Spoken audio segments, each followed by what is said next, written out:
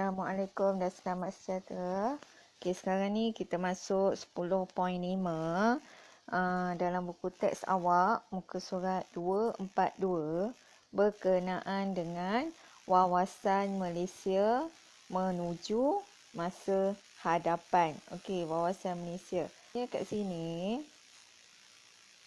adalah apa yang Malaysia, pemimpin Malaysia plan ataupun buat perancangan hadapan. Okay. Kita tengok apa maksudnya. Sebelum kita lebih detail lagi, kita tengok apa maksud wawasan masa hadapan. Okay, tengok strategi jangka panjang sebagai panduan arah dasar dalam pelbagai aspek berkaitan dengan pembangunan negara. Dekat sini.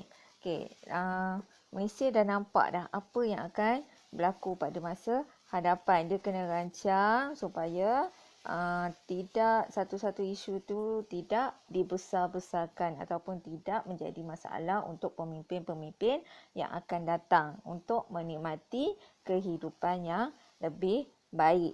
Okey, yang pertama kita tengok Komuniti ASEAN. Okey, ini adalah logo ASEAN. Komuniti ASEAN ni semua dibentuk di bawah pertubuhan ASEAN. Komuniti ASEAN ni ditubuhkan pada 2015. Okey, dia ditubuhkan ni melalui ataupun semasa deklarasi Kuala Lumpur sewaktu sidang kemuncak ASEAN yang ke-27. Okey. Komuniti ni adalah merupakan satu langkah yang strategik yang menyeluruh dan bersifat untuk memandang ke hadapan serta mencerminkan aspirasi ASEAN. Okey, dia nak ASEAN ni bersifat ke hadapan.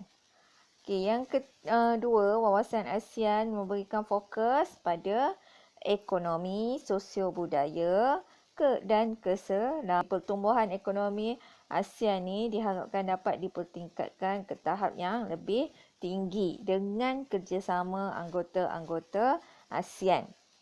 Seterusnya, melalui komuniti ASEAN ini, dapat jadi harapan agar keselamatan di kawasan ASEAN ni kekal terjamin dan segala konflik ni boleh diselesaikan dengan aman, dengan damai, dengan melalui perbincangan. Dan hasrat komuniti sosio budaya pula agar integrasi antara negara anggota ASEAN ni dapat dipertingkatkan ke tahap yang lebih baik. Maksudnya kat sini dia ada dari segi sosio budaya, dari segi keamanan dan segi ekonomi. Komuniti ASEAN ini dia fokuskan apa yang dia nak buat dalam komuniti ASEAN bersama-sama dengan anggota ASEAN, termasuklah Malaysia.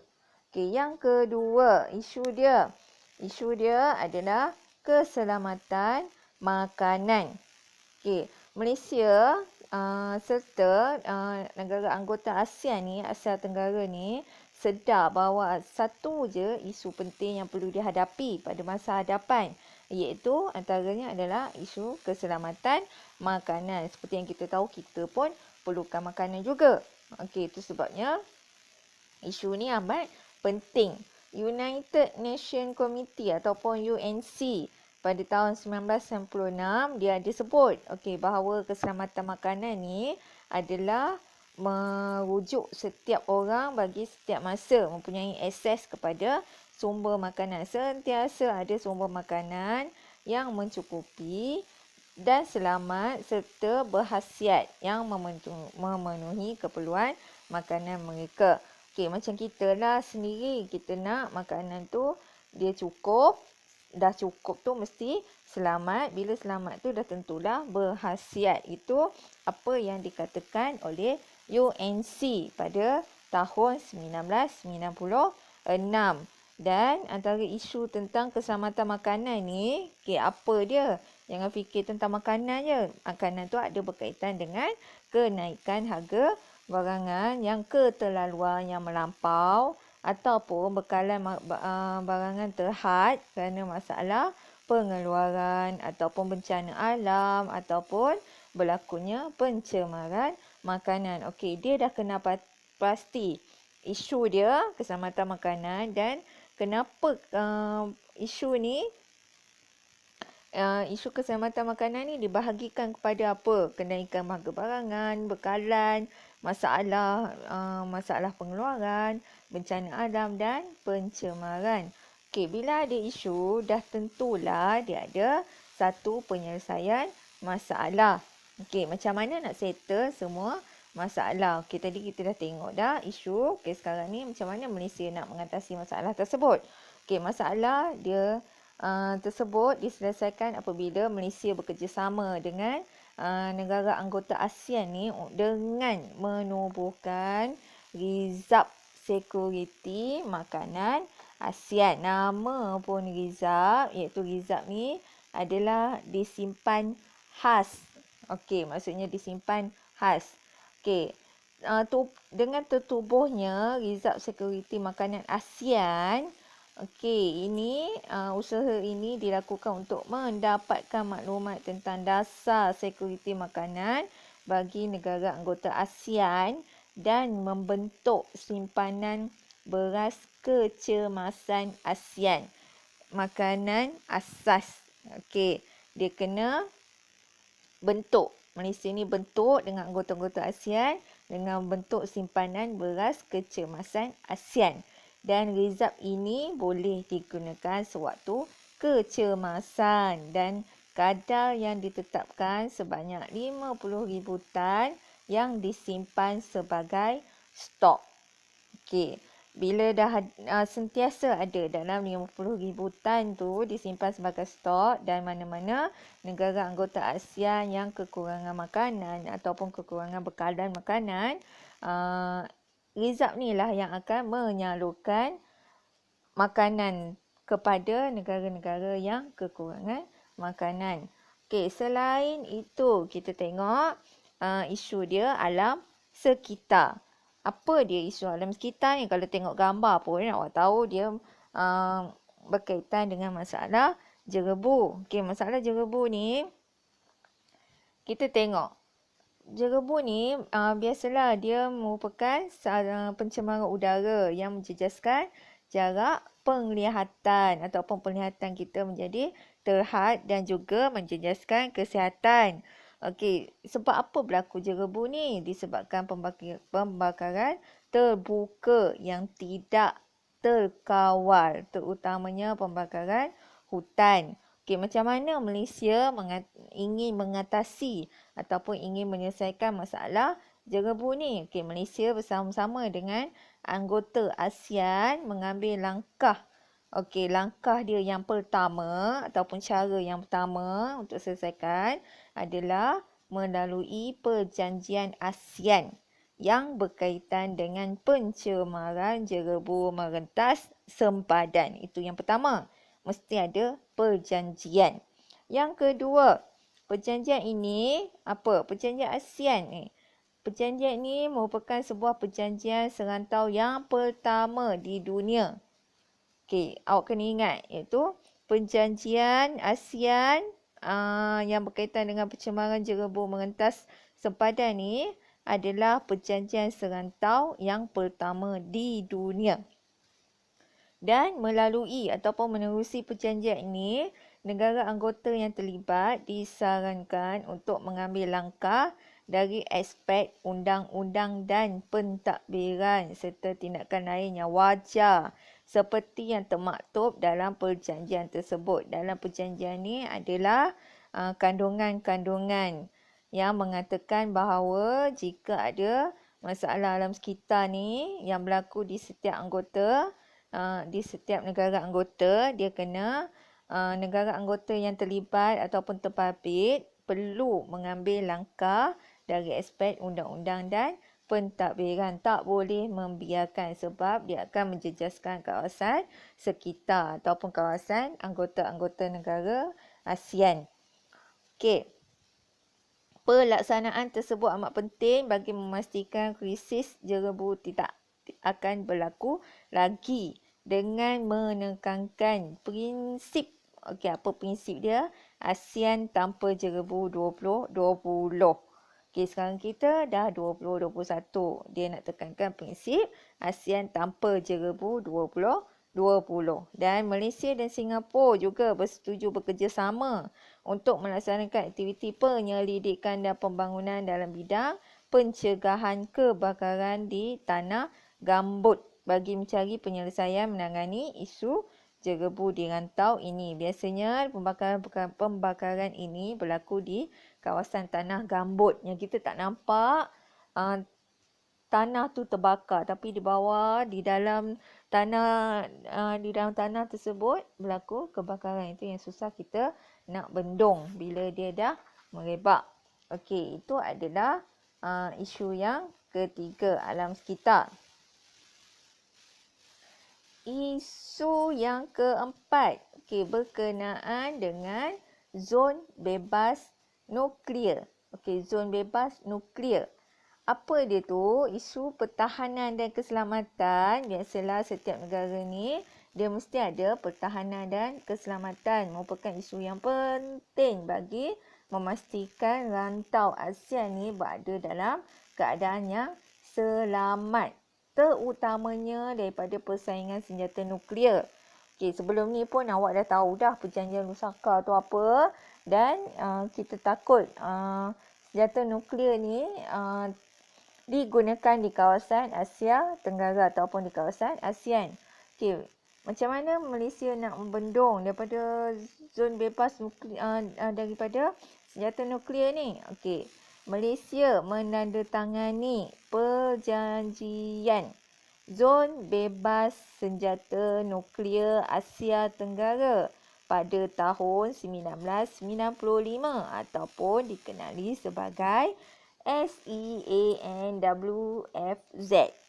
Macam mana awak nak ingat SEANWFZ ni? Awak buat kata kunci sendiri. Ini yang membabitkan perjanjian zon bebas senjata nuklear. Melalui perjanjian ini, dia menekankan supaya negara yang terlibat tidak mengembangkan, mengeluarkan, memperoleh, memiliki atau mengawal senjata nuklear. Kita pun dah tahu dah kawasan ASEAN ni memang tak ada negara yang menggunakan senjata nuklear. Yang kedua, kedudukan Asia Tenggara yang strategik yang berada di tengah-tengah ni turut menjadikannya terlibat secara langsung dalam kancah persaingan membabitkan kuasa besar seperti China dan Amerika Syarikat yang turut memiliki senjata nuklear. China ni memang ada lah. Amerika Syarikat ni memang ada senjata nuklear. Rusia memang ada. Lagi Korea Utara memang ada senjata nuklear. Kita takut kita jadi antara gajah-gajah berlawan, kita yang kecil ni jadi mangsa. Yang ketiga, dalam keadaan ini Malaysia tak bolehlah berdiam diri dan membiarkan perairan Selat Melaka dan Laut Cina Selatan digunakan oleh kapal perang asing yang membawa senjata nuklear. Bawa untuk melalui kawasan perairan kita pun tak boleh. Bila kata tak boleh, Malaysia bertindak untuk tidak membenarkan, ni cikgu cakap tadi, tidak membenarkan kapal yang membawa senjata nuklear berlabuh. Nak singgah berlabuh tak boleh, nak mengadakan latihan pun tak boleh. Kerana sebab apa? Boleh membawa konflik yang buruk kepada rantau Asia Tenggara. Takut anggapan negara-negara lain kata kita yang bawa. Nak lalu pun tak boleh. Itu dah sedia maklum. Itu adalah zon bebas nuklear. Yang seterusnya, tengok kerelevanan organisasi antarabangsa, iaitu hubungan ataupun pertalian Malaysia dengan organisasi antarabangsa. Tengok. Malaysia memang, itu sebabnya Malaysia sertai pelbagai pertubuhan dunia. Memang Malaysia ni memandang serius dengan pertubuhan dunia ni seperti PBB, Pertubuhan Bangsa-Bangsa Bersatu dan OIC. Okey, sebab apa? Yang tidak mampu berfungsi dengan baik dalam menjayakan matlamat, terutama bagi melindungi hak dan kedudukan negara kecil yang sedang membangun. Malaysia ni takut sebab PBB dengan OIC macam tak mampu nak menjalankan tugas pertubuhan tu sendiri. Ada je yang masuk campur, terutamanya daripada kuasa-kuasa veto ataupun kuasa-kuasa dunia. Okey, tengok Malaysia berpandangan bahawa penggunaan kuasa veto oleh kuasa besar hanya sah. Okey, jika dua buah negara yang mempunyai kuasa itu bersama-sama 3 anggota yang tidak memiliki kuasa veto bersetuju, tak kisahlah bersetuju tentang satu-satu hal untuk menggunakannya demi memastikan penyalahgunaan kuasa veto dapat dikurangkan. Maksudnya dekat sini bila ada satu perbincangan, hanya 2 kuasa besar veto, kalau diorang setuju, maksudnya laksanalah satu undang-undang ataupun satu peraturan. Okey, dia tak sepatutnya semua kuasa veto dia nak setuju. Sekurang-kurangnya 2 dan 3 kuasa kecil. Okey ya. Apa tu kuasa dunia? Ada berapa? Okey, kalau yang pendapat cikgu, kuasa dunia ataupun kuasa veto sekarang ni adalah China, Perancis, Amerika Syarikat, Great Britain dan Rusia.